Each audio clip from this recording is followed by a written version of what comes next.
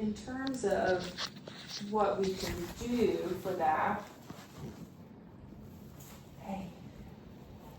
we would need to take our own x-rays and probably do a CT scan to fully assess how her bone has grown abnormally and determine if there's anything we can do from a surgical perspective to address it. Mm-hmm. What that would look like would probably be similar to like what your vet said, where you're kind of re-breaking the bone and resetting it so that it's more straight.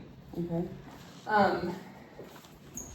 The goal of that would be to preserve the cartilage in her wrist, make her bear weight in a more normal fashion so that she could have more normal function long term. So that would be for the front. Mm-hmm.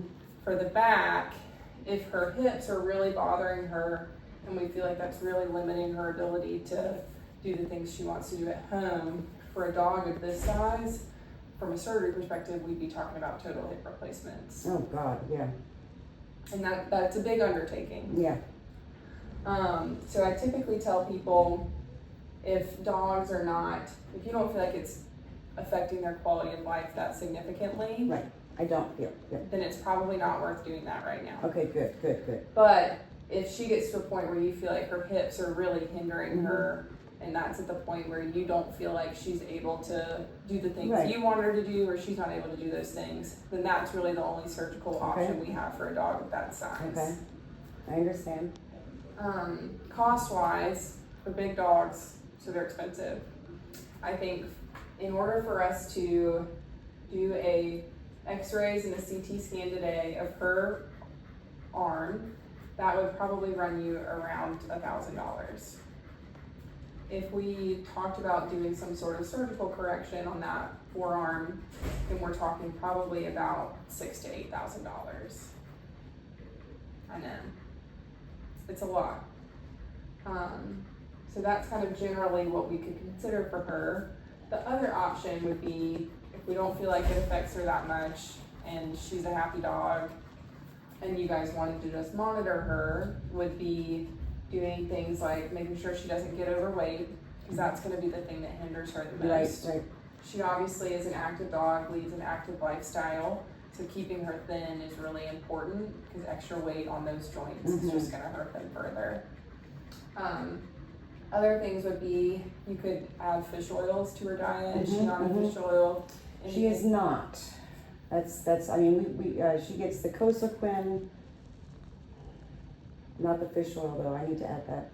Yeah, I would add fish oils to her diet. That's fish oils in their mechanism that they work. They actually work similar to the oral carprofen, and it actually can be effective for pain control and helping with joint health. So that would be what I would consider adding to her diet. If you're interested, you could even do something like they make joint health diets for dogs as a prescription, but for a dog of her size, it would be quite expensive. Right. Still less than 8,000. Right. But so that would be something that you could consider for her, and I can write those in our discharge paperwork. And if you're interested, if you put her on one of those diets, you don't have to supplement with the chondroitin and the glucosamine. Oh, okay. Well, I definitely like to go home with that for sure. Yes, I would just pick that up at my vet. Probably would order that, right? Yeah, you can order it. Your vet might have it. it. Science diet or It's the JD. Do they have? Yeah. You can also order it on Chewy, whatever works for you. So that would be more of the medical management route. Okay. So yeah, I mean, well, I think so we knew when we welcomed them into our life that we knew that this is what these big dogs, they're prone to the hip dysplasia and all of that. Yeah. She's just a year and a half, and she is happy. She's our baby. So, I think we're not at surgery yet, and even doing, like you said, the CT scan and all of that today, I mean, if we're not going to do surgery, is that really necessary to do? No, it's not. If y'all are in a position where you're like, that's just not feasible for us, don't. It's not that it's not feasible. If we needed to do these things, money is not an option, okay? Yeah. I mean, you know what I mean. Money's always an option. It's always, But no, we will do what we need to do for her, but I'm just feeling, like today I just really, we were just surprised in January, with seeing the fracture and all of that, and then making this appointment and the big wait for it, and we're like, we're just like, we just want to know that, does it need to be rebroken, you know, or Yeah. something like that.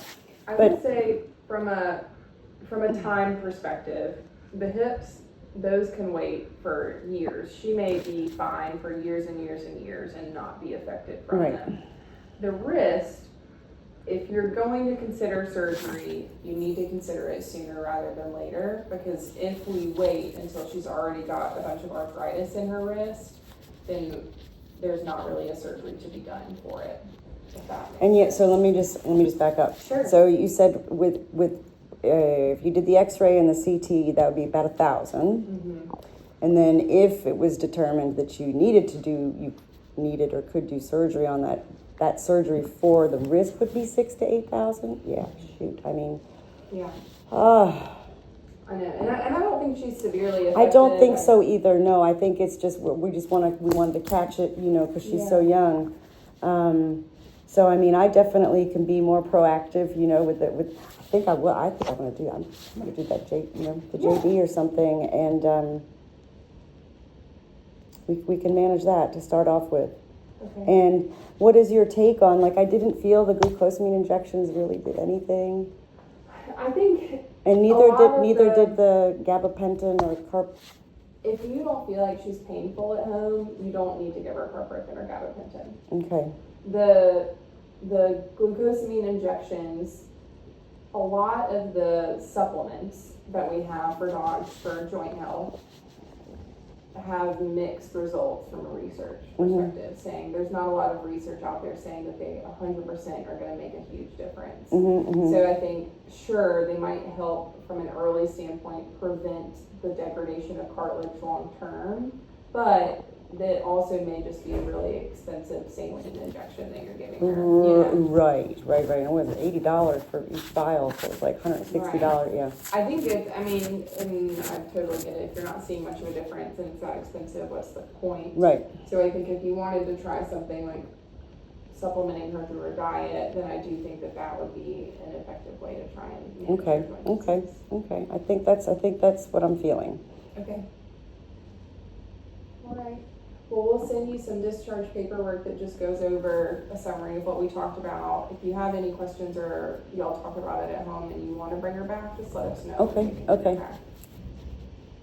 Do you need help Sounds getting good. her to the car? Oh God, yes. We had to bring her in on the stretcher. Oh my gosh.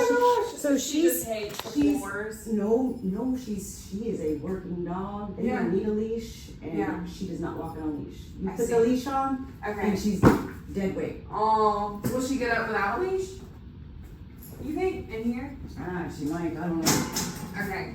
But we just lifted her up onto the. I think they left The it. gurney. They left it out here for Oh, us. No, I mean, okay. wanted to take her out to the car. We were trying to lift her up Okay. and everything. Well, let me just go commandeer some help and we can get her Okay. outside. Okay. All Sounds right. good. Sounds good. Great. Thank you so much. You're welcome. It's Thank nice to meet you and her. too.